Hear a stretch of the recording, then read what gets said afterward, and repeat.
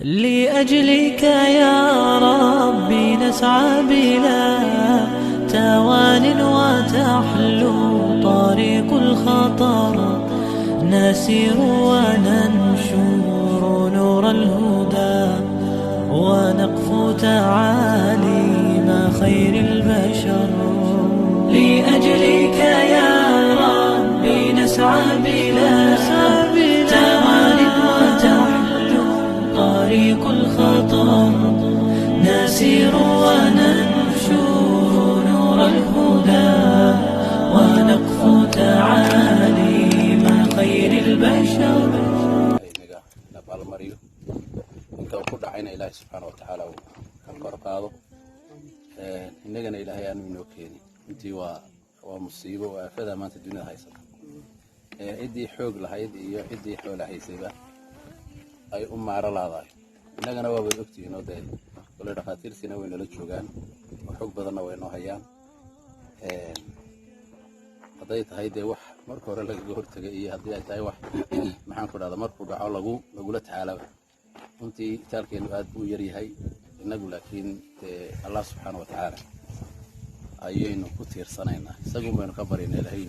inaga badbaadiyo nabaalmariyo aafadiisana ilaahay subxaana wa tacaala ina dhaafiyo inta uu ku dhacayna ilaahay subxaana wa tacaala uu ka kor qaado kolley waana cibre oo dee wax lagu qaato oo ilaahay subxaana wa tacaala loogu soo noqdo ayuu mudan yahay waayo waxa aad arkaysa dee weli dee la saari laayahay aqoon kastoo la gaadhay iyo awood kastoo la sheegtay iyo yani waxa weeyaan horumar kasta waxalla wax laga qabto labadii sannadood buu ku dhow yahay iminka soo ma sanadii dheeraad buu maray welina lama qabo adduunka dee inta baa la sameeyey cilmi baadhis iyo sahamin iyo saadaalin intaba weli wax soo socda oo la leeyahay waxaasaa bahalkii wax ka taraya ama xilligaasuu ay dhici kartaa inuu yani wax way laga gudbo ma jirto waa wax ilaahun ku xidhan marka ilaahay aynu soo noqonno ilaahayna u toobadkeenno jundigaa ilaahayna ilaahaynu ka barin inuu inaga badbaadiyo sala allahu calaa nabiyina maxamed wacala alihi wasaxbi ajmaciin